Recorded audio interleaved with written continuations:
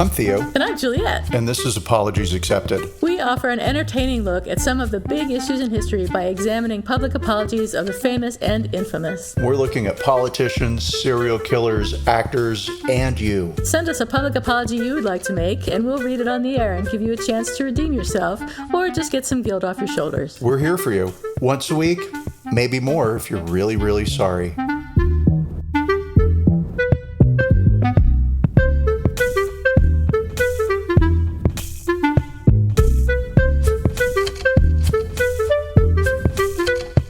Hi, everybody. This is Apologies Accepted, The podcast. And I'm not Theo. And I'm not Juliet. And we're here to welcome you to our 101st episode. Yay! Yay! So, Theo, how are you doing? How's your week been? What's shaking bacon? My week has been work, and fine, right? Yeah. And then, like a lot of people in America, I am trying to buy a new car. And it is not fun. And I've been trying since July. Wow. Where are we at? Oh, hi, it's October. Yeah. Wow. Yeah, not possible. They want you to, every dealership so far, they have what they call a price adjustment. So they're not selling the cars for the sticker price. They're selling them for higher because inflation and the supply chain, right? Yeah. So cool. And then if you get on a list, you give them $1,000 or whatever they say you're going to give them, right? Yeah. And that money gets used towards the down payment of your car, towards the car, right? Okay. Some dealerships, if you don't buy the car, too bad, you lost your $1,000. It's a placeholder for you now, right? Damn. Cancellation fee, whatever. Damn. So great. And then once you're on the list, and other dealerships aren't taking deposits. They're just adding your name to a list. But most are asking for a deposit. Most of the ones I've spoken to in Austin are asking for a deposit. Then you get on a list, and then they just let you know, like, hey, there's some cars here that are coming in. Do you want one? And it doesn't matter if you want a blue car, you're going to get a red car, and you're going to shut up about it and be happy. Yep, you get what you get. You get what you get, and you don't get upset. Or you can wait, and you can wait for the car that you want to come in. And so it sucks. And used cars are as expensive as new cars. Damn, I should sell my car. Of course, I won't be able to get a replacement. Well, right. And so you could sell your car and keep the money. Yeah. And ride it out for a year and then go in, right? But yeah, it is not the time to buy a new car. So what kind of car are you looking for, and what have you been offered, if anything, so far? So nothing has come in, right? And I've quit, like dating. I've settled on one dealership instead of going out to the movies with 10 dealerships, right? Right. I found the dealership that I like to go to the movies with the most. And so that's the one that I'm done with all the other ones, right? Right. And let's see. And so he gets a list every week, and I will text him every week when I know the list has come in, because he'll say, oh, the list will be here on Tuesday, it'll be here on Thursday. And then I'm like, hi, were there any cars for me? And he'll say no. And that's that. So this past week, he called me at 7:30 at night to ask me if I wanted to go to the movies with him. And I said, yes, I do.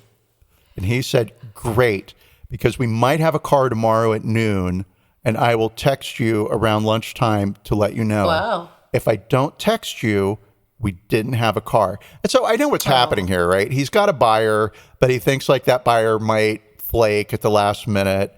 And so, okay, great. I'll get this other guy on, but at least I'm in his rotation. Right. Okay. So now I've gone from having to chase him and send him a text message to ask for updates to now I'm on his list. He knows I'm a serious buyer. I am looking for a RAV4 Toyota. I want dependability. This is not a commercial. I just think from personal experience, they are fantastic cars that only ever need to have the batteries changed. And so that's what I want. And I am so happy to say goodbye to my current car, which doesn't have any cameras, doesn't have any sensors on it, doesn't have, doesn't have any of that. and I can't. It has Bluetooth, so I can use my phone hands-free in the car. Yeah. That's it. It has a radio. Wow. It doesn't even have a CD player. I don't know if mine does or not. Huh. But it's got nothing. It has the radio and Bluetooth, and I can connect my phone through Bluetooth and play using a third-party app, which adds a lot of static to the sound. But if I want to hear my phone over my car system, I've got to use a third-party app, which sucks. Oh, what a pain. Yes, and so I can't wait to get rid of this car. But at this stage, it may be forever. That is what is Shake and Bacon. How's the weather in San Francisco? Oh yeah, what's Shake and Bacon for you? It's foggy and cold. I've got a sweater on because I'm freezing. It's I don't know, like 50-some degrees. So the usual weather for this time of year for San Francisco. We had our summer, which was 2 days of 90-some degree weather. It was really 80-something, but it was hot for us, and now that's done, and we're in pretty much in fall now. So I think we change the time soon, don't we? Oh, I don't have know when no that idea. is, but I think that's coming up. So be aware that might happen. One day you might wake up and the time will be different. Time will be different. Time will be different.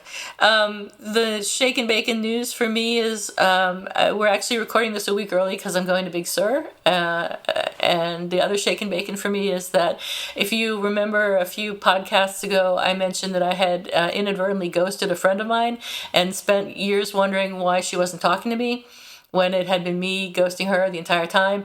And the good news is that we are now texting each other and trying to set up a date to have coffee or something.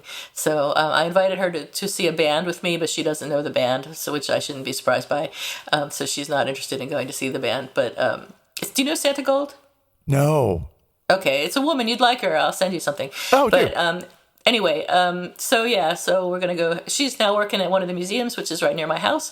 So I think one day during work, I'll go by and have coffee with her or something. So that's good news. That's happy. And that's what's Shake and Bacon on my side of the world. That's awesome. And I love how it was her fault for ghosting you. And that it turns out that you're the one who, blame is a strong word. It was me the whole time. Yeah. It was me the whole time. It was totally my fault. But, we write those narratives about ourselves and our lives, and they're true. And I'll say, thank goodness you took the time to go back and revisit that. I'm stunned that she would want to even talk to me now, because it's been literally years. It was before the pandemic that she ghosted me, or I ghosted her, actually. So it's been literally like 3 years or 4 years since I even talked to her, and that she would want to talk to me now is just amazing. But that just speaks to what a nice person she is. Maybe she thinks you're someone else. That would be funny. And then I go over to have coffee with her, and she's like, "Hey, what are you doing here?" Right. Wow, I thought you moved. Yeah, that's the other thing. I'm surprised that she hasn't moved away from San Francisco like so many people did during the pandemic. But anyway, so what have we got today for our apology, accepted or not accepted? Well, we have your favorite subject, which is the weather. So we have your favorite subject, which is porn. So we're going to combine the two and talk about. That's your favorite subject is porn, and my favorite subject is the weather. Now I have a new category to search through: weather porn. God, can you imagine? I bet it exists. I don't know what it would look like, but you know that it exists. There's porn for everything. If you put in like peanut butter corn porn, you would find porn for people who love peanut butter and corn mixed together. I'll bet it exists. I bet it exists too, but I'm not going to go look for it because I don't need that on my computer. Imagine Brett one day going to look for something on my computer and peanut butter corn porn showing up. It's like, what the fuck? Speaking of corn, before we jump into this, are you following the TikTok trend or whatever it is about corn and Corn Boy? Because it's showing up on my news feed. Vaguely. I don't know what it is other than some kid wrote a song about corn. some kid was saying, he was recorded saying how much he loved corn, how beautiful corn was, and how good it was, and somebody set it to music, and then now it's like a sound for all the TikToks, and it's just dumb as fuck, and I hate it. I want nothing to do with children. Period. Even songs that they've supposedly sort of written. Even childish songs of joy, I want nothing to do with. Even cute children singing about corn, I want nothing to do with it. Nothing. Well, good. Then let's talk about a weatherman who innocently was naked online and was fired. He was naked online. Yes, Eric, I'm going to pronounce his last name. It's Adame, Adame. I'm going to pronounce it Adame. I think that's correct. I listened to a YouTube podcast, to learn how to pronounce his name, and I think that's what they said. I don't really remember, unfortunately. So Eric Adame is a meteorologist, or was a meteorologist, for Spectrum News New York 1, who has been nominated for 2 Emmys, and he was fired recently for appearing on an adult cam site. Nude screenshots from an online video chat were sent by an anonymous user to his bosses at work, as well as his own mother. Adame posted the news on Instagram earlier this month, saying that he wanted to share his truth rather than let others control the narrative of his life, to which I say, good for you. Yeah. Yeah. Noting that his psychiatrist has called his actions compulsive behavior and that he is, quote, not in a position to disagree, unquote, Adame wrote, I secretly appeared on an adult cam website. On this site, I acted out my compulsive behaviors while at home by performing on camera for other men. It was 100% consensual on both of our parts. I wasn't paid for this, and it was absurd of me to think I could keep this private. Nonetheless, my employer found out, and I was suspended and then termination. According to Deadline, Spectrum had been in talks with the meteorologist for several months over his webcam activity. Adame, who had been a meteorologist at NY1 or New York 1, I don't know what it is, since 2007, has taken legal action in New York Supreme Court against webcam parent company Unit 4 Media Limited. He is seeking the identity of the anonymous individual who wrongfully disseminated the images to petitioner's employer and mother with the intent of harassing, annoying, or alarming petitioner and tortiously interfering with petitioner's employment relationship. As a result, the filing adds, Adame was fired by his employer. Adame accused the anonymous user of violating state revenge porn laws. I'm a victim, whether that's going to be classified as revenge porn or not, Adame said. New York City Council member Eric Botcher tweeted, I stand in support of Eric Adame, who is the victim of someone who tried to destroy his life by sending nude photos of him to his employer and his mother, he tweeted.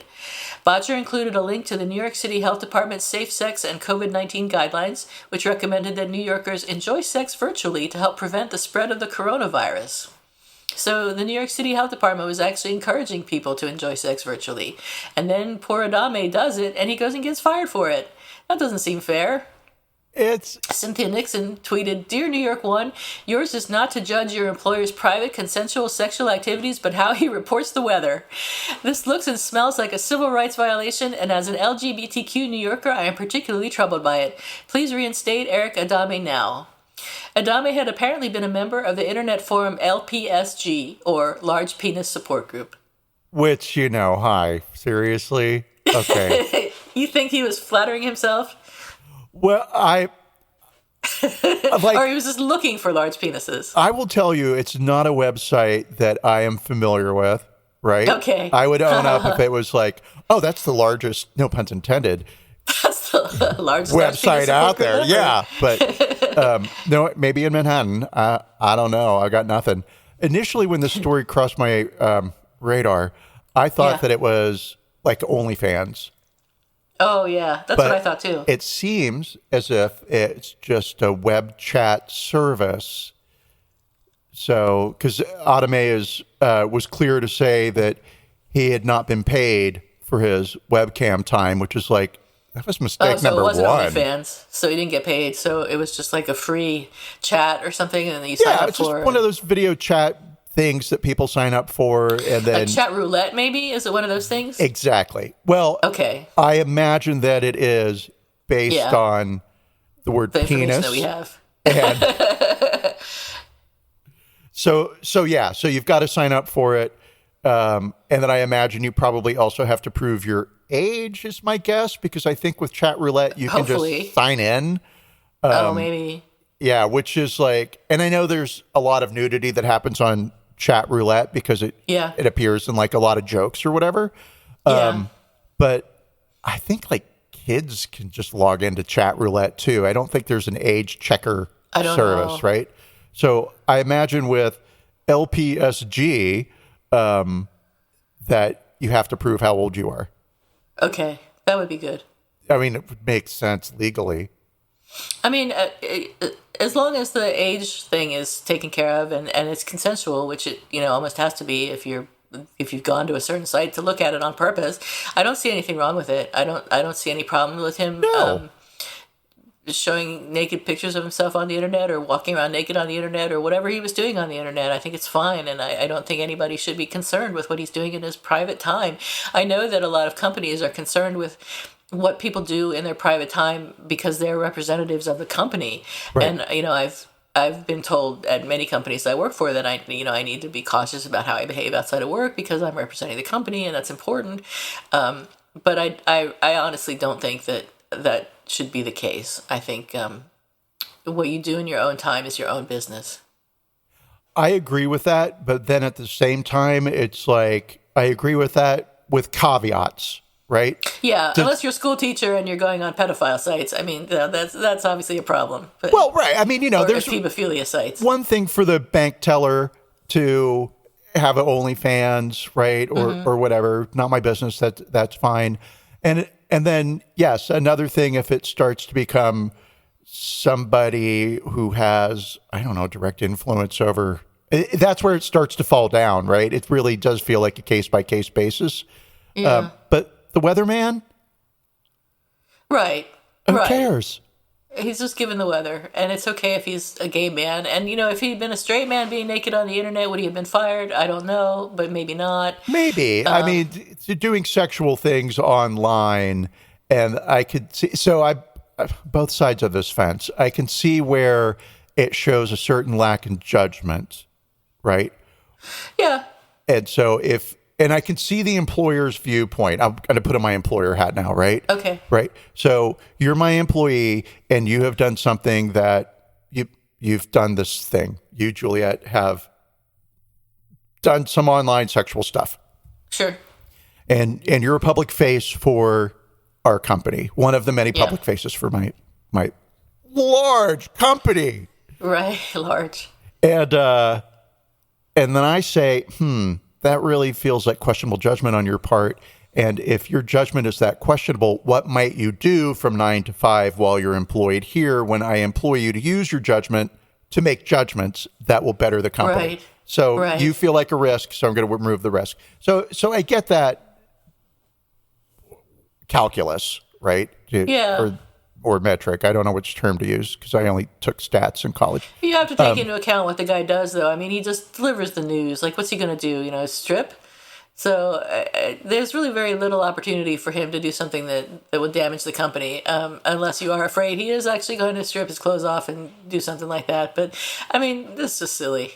Agreed, right? So this was overreaction. Yeah. And again, it's not like Eric Adame was naked on Pornhub or something, or he's got some channel out there where things were more mainstream. This seems to have been one-on-one consensual virtual sex. And somebody took photos of him without his knowledge and then sent those photos to his employer and to his mother. This wasn't for public consumption. Forgive my phrasing. Yeah. To his mother. I mean, that's just mean. Well, that's a shame. How did they get his mother's email address? I don't know. It's probably not hard to find. I mean, I could probably find someone's mother's email address if I really wanted to. So. Challenge accepted. I'll find Terry's email address just to prove to you that I could do it. Okay, perfect. Anyway, so his apology, he did apologize. He seems like a nice guy. And he said, first and foremost, I unequivocally apologize to my employers at Spectrum, my coworkers, my audience, my family, and my friends for any embarrassment or humiliation I have caused you. You expected and deserved better from me. I can't take it back and I can't change what I did, but I am getting the professional help I need so I can make appropriate decisions that don't affect those I care deeply about, as well as my career, as I move forward in my life. Adame made a point to highlight that while he regrets his appearance on the website, he rejects any criticism that may come about his sexuality. As a public figure, I recognize that I have certain responsibilities that come along with the privileges that I have enjoyed. But let me be clear about something. I don't apologize for being openly gay or sex positive. Those are gifts and I have no shame about them. So that's what I got from the apology. I don't know if that's what I found. I don't know if you found any more. I found a little bit more, but I didn't go into the Eric Adame kind of like history or whatever. He feels like an innocent person who has been, I will say, unfairly fired. This is an overreaction from his employer, Spectrum News. Spectrum's a cable channel, and Spectrum News is pretty much always like on channel 1, and it's the default channel when you turn on cable TV. Oh, right? Interesting. And so you can request a different channel to be your turn on channel. I know what to call it. Yeah, your default channel. But it resets frequently to Spectrum News, right? Oh, wow. Because they're going to keep their fucking viewership numbers up, right? Wow. And I will say, I have Spectrum. I have seen Spectrum News, and I have sometimes fallen into watching Spectrum News because it'll be a very local story, right? So a very Austin-based story, and it's not political, so there's no real bent to their reporting. I can't quite tell how conservative the station. I see. Well, let me just say it's, probably very conservative, but that doesn't come through, right? It's stories about kittens and school children writing songs about corn. And so it's sweet, right? Oh. And even when they do like a big news story, the homeless population in Austin, right? Or an apartment building that burned down, they find the goodness in it, but it's not saccharine. It's not like Hallmark News, which, hi, Hallmark, you're welcome to that. You may have a news channel. I'll just take 50% of your profits. So here's a little bit of what I found, and I'm stalling because I lost my place in my notes. Here we go. A Spectrum News spokesperson declined to comment for the story, but two sources at the company who asked to remain anonymous, unlike the same courtesy that courtesy was not extended to Eric Adame. They've remained anonymous in order to discuss the matter. And they said he was let go after months of discussions, during which time he had remained on the air until the end of August. He was removed rather unceremoniously. He just didn't appear. And on August 19th, viewers of Spectrum News in New York were posting things on Twitter like, "Where's Eric? What happened to Eric? Who's going to tell me about the weather? Where's Eric?" So Adame's attorney point to a New York law that was framed as a revenge porn legislation that gives a legal case of action to people who've had naked images of them disseminated without their consent. So in order for Adame to sue that person, he needs to know who it is. And so he's suing Large Penis Support Group to disclose their tipsters. I don't even like to use that word. To disclose his victimizers, his abusers. Sure, we'll use that language. Identity, so that Eric Adame can pursue legal action, not against his employer, but against the person who leaked naked images of him to his boss and to his mother. I mean, you've got to be a special kind of asshole to send somebody's mother nude photos. I mean, she doesn't want to see those. No, well, yes, she does not. And there are no jokes that I'm going to make. That's good. Yes, because I tried. I started. Good restraint. Yes, thank you. See, America's hero, hard at work again. The attorneys for Adame also note that the website's own policies prohibit users from sharing content that depicts people without their written consent. Along with other forum sites, LPSG has a notoriously toxic reputation among some sections of the gay community as being a place where men will seek out and trade nude images of others. Some of the victims are high profile, but many are not. Lawrence Walters, an attorney representing Unit 4 Media, which apparently is the business arm of Large Penis Support Group. Just never say that enough now. Told BuzzFeed News in an email that capturing and disseminating user content without the consent does indeed violate terms of service and may lead to users being suspended or banned. Really? That's the worst you got, Unit 4 Media? Yeah. Our client's policy is to comply with lawfully issued subpoenas. So in 2017, I'm taking this from a headline, and it's just written not the way that I'm trying to speak it.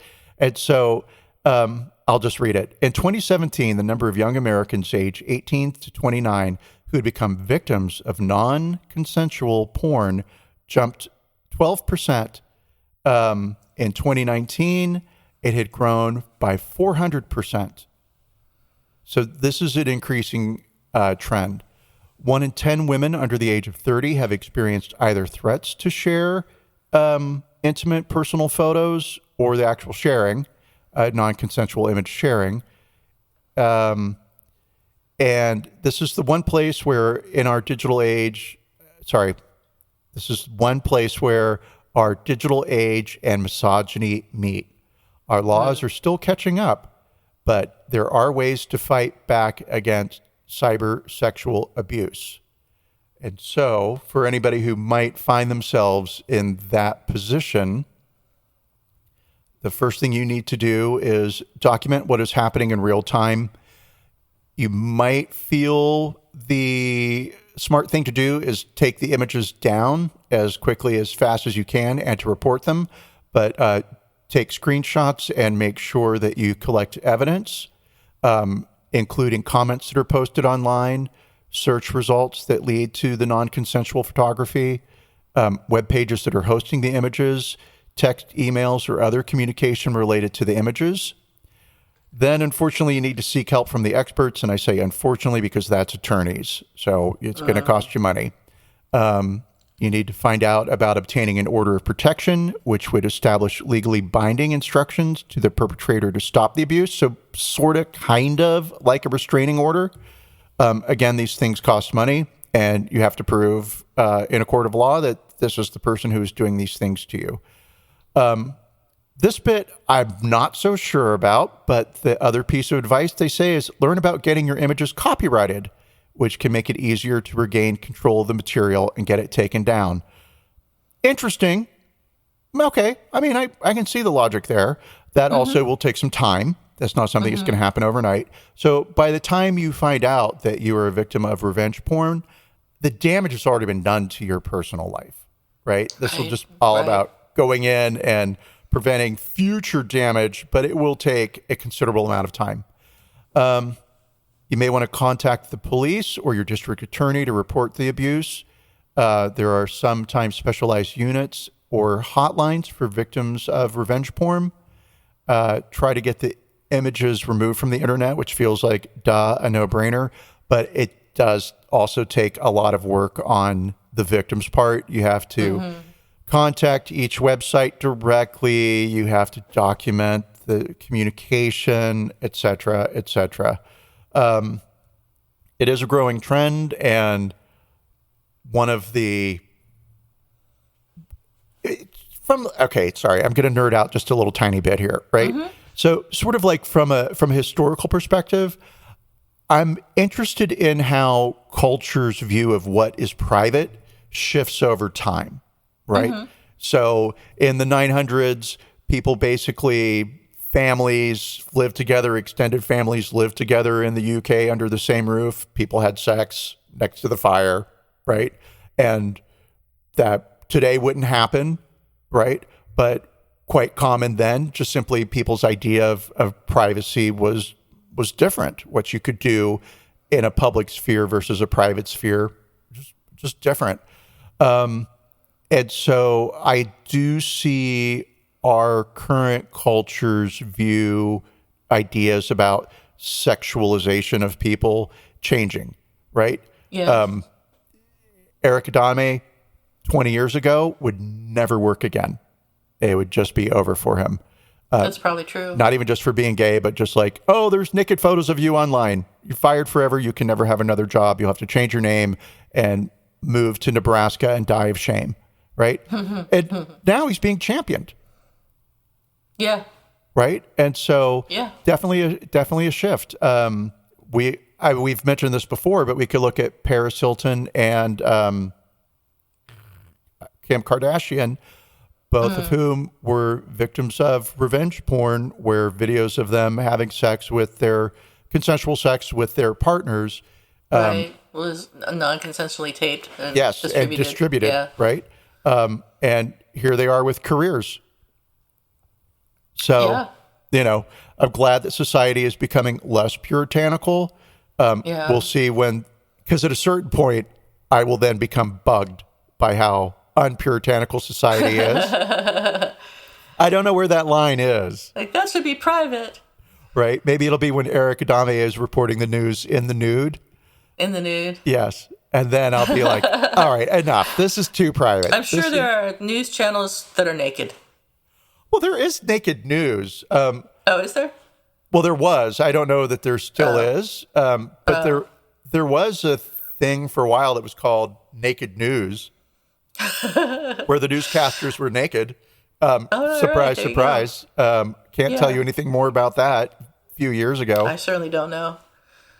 I could say that his spokesperson, whose name I cannot find, has said that they've had a number of offers come through, but he does not specify what those offers are. But it hopefully seems like... Hopefully not just porn. Well, those will be the first offers that come through. Yeah. Right. People want to see you naked. Here's some money. Let's let some more people see you naked. Let's do it. So how do you rank his apology? Do you accept his apology? I do accept his apology, and I will say that I give the apology a solid 8. I feel like he didn't really do anything wrong. He is not blaming his employer. Of course, he's not blaming his employer because he would like to get his job back. But at the same time, it'd be very easy to come out and say, my employer wrongfully terminated me. This was private behavior during private time. Sounds really third grade. Yeah. That's private That would have behavior. been fine, though. Yeah, that would have been totally acceptable if he had done that, I think. Yeah, right. And that would have been acceptable had he done that. But he doesn't do that. Instead, he says, I did this thing. I'm not ashamed about it, but I am embarrassed that things have played out this way. And I will be seeking retribution in a court of law. That's the word I'm going to use. So, yeah, it's a good 8.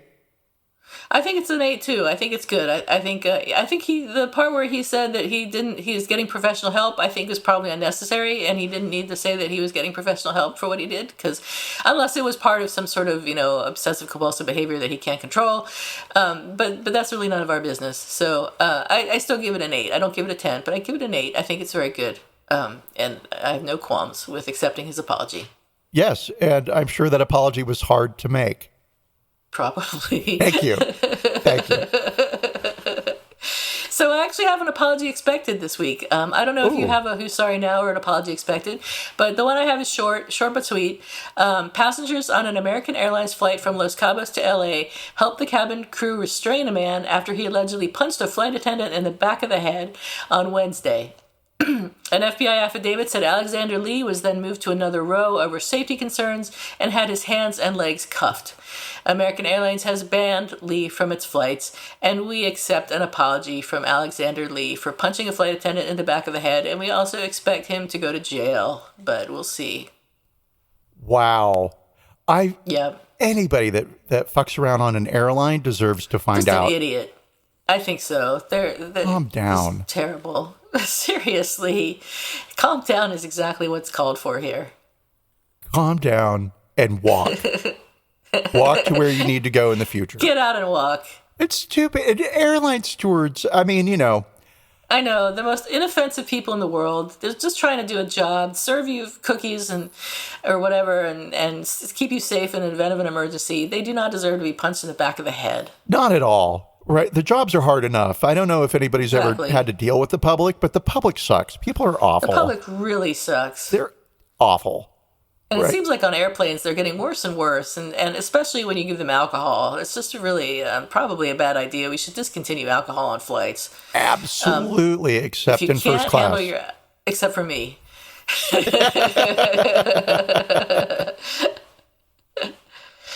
So that's it for me today. How about you? Anything else? So I don't really. All right, so here's what I have. And so I've just Googled this because I was like, I don't have anything, and I need to do that, and I forgot all about it because we've only done 101 episodes, and it takes me 102 to catch on to anything. So I will expect an apology coming from LinkedIn, the professional website for professional people who want to digitally network with each other, improve their work experience, and look for jobs. Yes. So LinkedIn ran social experiments on 20 million users for over 5 years. Oh, wow. A study that looked back at those tests found that relatively weak social connections were more helpful in finding jobs than stronger social ties. And interesting. I'll bet you that LinkedIn, well, it feels like a no-brainer to me. Think? Oh, yeah. Yeah, for sure. Your best friends aren't going to help you find a job, but somebody you barely know from work will? I think it's just more like, that's it exactly. People don't want to work with their best friends. Yeah. You want to work with somebody that you know who's going to do a good job, right? That's true. That's true. Heard that this person this person that I met at a convention 5 years ago always seems to be, I don't know, posting. On the ball. Yeah, exactly. That sort of bullshit. So, and of course, that's something that LinkedIn kept. I don't even need to read the article to know what happened, right?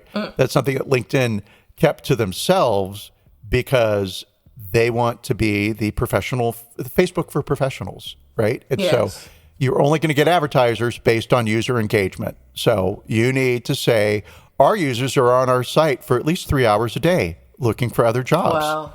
Yeah. Right? Or the average user connects with 5 people daily, right? Through direct messages or whatever, right? And you're only going to get those kinds of stats by encouraging people to engage with each other socially if you're a social website. So LinkedIn better get that apology out publicly soon.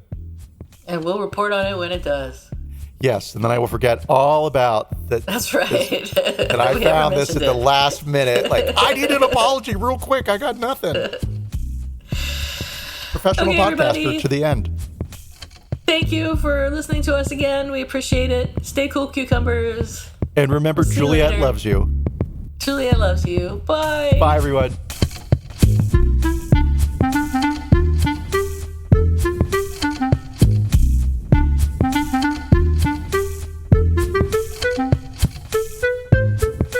Thank you for listening to Apologies Accepted, the podcast. You can find links to the articles and the sources in the show notes. To submit an apology or find out more, visit us at apologiesaccepted.net, where you can also find our merchandise. We're on Twitter at Apologies Accepted. And on Instagram at apologies.accepted. You can support our important work at Patreon.com/Apologies Accepted. And fuck Facebook.